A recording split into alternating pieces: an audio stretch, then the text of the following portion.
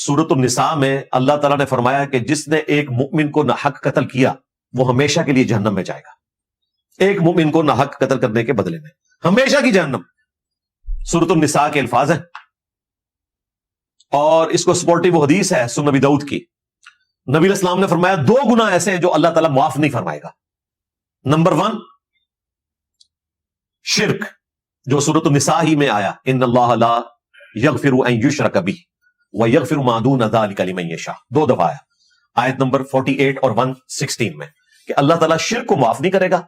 ہاں اس کے سوا جتنے گناہ معاف کر دے گا لیکن وہ بھی اوپن لائسنس نہیں ہے, جس کے لیے چاہے گا.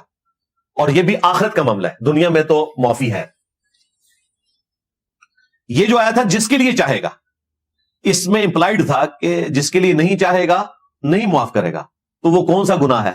وہ جو سورہ النساء میں آیا کہ مؤمن کا قتل ناحق ہمیشہ کی جہنم. اور ابو داؤد میں اگلے الفاظ ہیں کہ دوسرا گناہ جو ہے وہ قتل ناحق ہے جو اللہ تعالیٰ قیامت کے دن معاف نہیں کرے گا.